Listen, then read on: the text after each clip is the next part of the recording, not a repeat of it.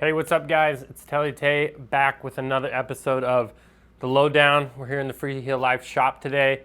And today I wanted to start talking about a good Telemark package. So, one thing that we can do here at Freeheel Life is if you buy a ski and a binding, we have certified techs here in the building that we can do the mount. We get it. Not everybody lives close to our shop. So we got to figure out ways where we can take care of you guys. As far as doing mounts and stuff like that, obviously we can do it on skis that we sell. We carried the lineup from Volet this year, as well as both the Gonzo and Chetty from Bishop. We get it. We carry somewhat of a limited selection of skis. Most of that has to do with the fact that we really only want to carry products that support our Telemark world. So, obviously there's tons of ski companies out there that are making awesome skis that work great for Telemark, but at the end of the day, there's a lot of companies where if you spend $1 with them, that money never comes back to our sport. So Volet has been in the Telemark game for a long time. They've been making bindings and equipment since about the 80s. That is in our Telemark world. They're also made here in Salt Lake City, so that's certainly one of those products that fits into that category of why do we carry it here at Freeheel Life. The Bishops, are a Telemark specific ski. It's a Telemark company. It's a ski designed for Telemark skiing. The mounting location and mounting reinforcement plates are only in the toe for Telemark skiers, right? There's not a lot of force on the heel pads of our bindings, so they don't have binding retention there. So this is actually voided warranty if you mount it with Alpine binding, so kind of cool. The Volet stuff, not necessarily designed for Telemark, but works great for Telemark. So when we're starting to think of what kind of package am I looking to put together, if you're looking to upgrade something, or maybe it's time for a new pair of boots and we're talking about NTN, and then we're talking about a couple different binding options, and then what type of ski do I want to put together.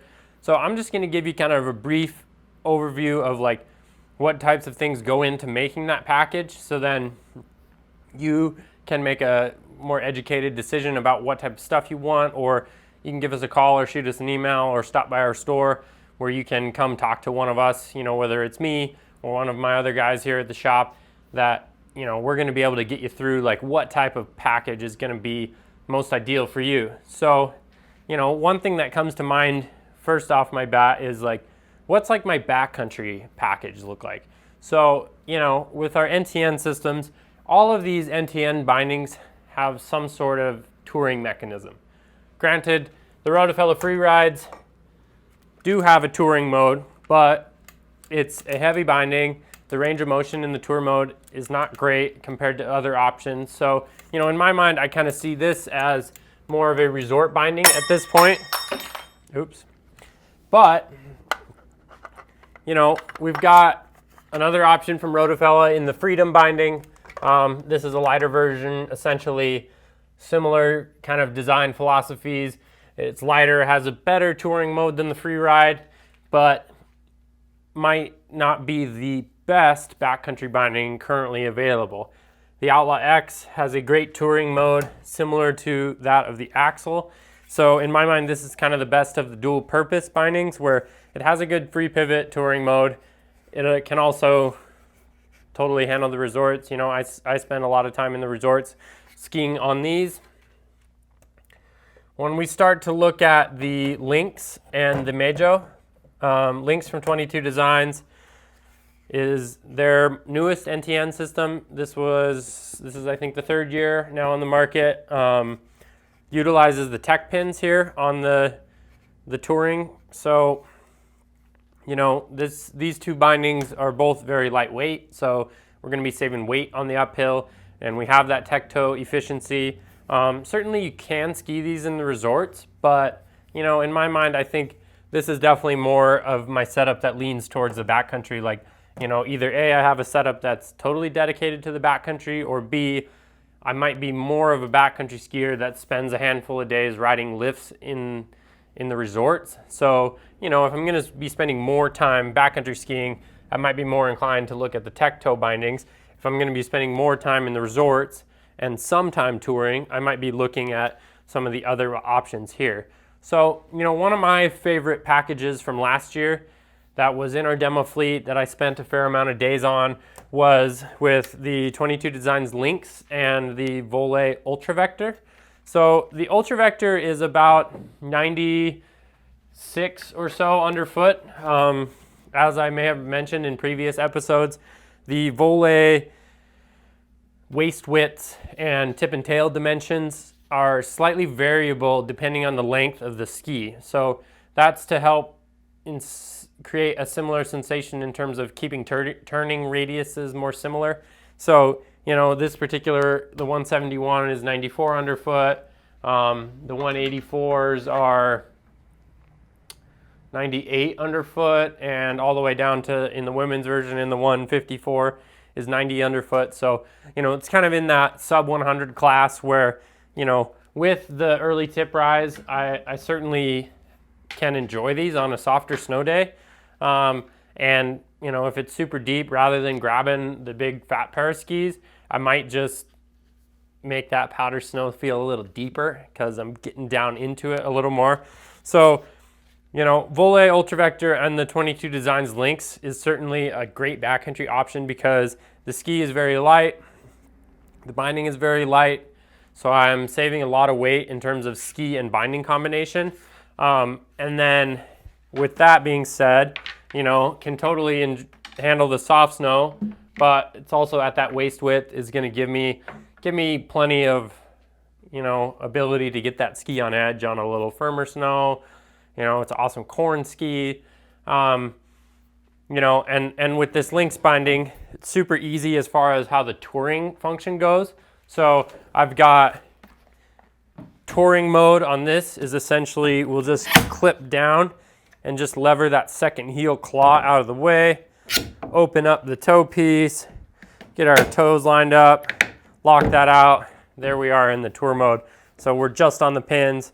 We're not lifting the weight of the binding, just lifting the weight of the boot. So very efficient. When we get to the top, we can unlock the toe, knock that piece up with our ski pole handle.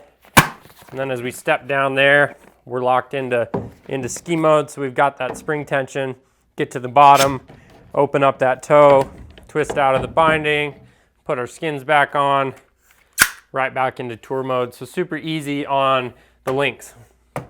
Then moving into maybe another package, if I was gonna be more of a resort-oriented skier that may want the option to go touring or may just spend more of my time in the resorts and, maybe I'm not a backcountry skier, and that's totally fine.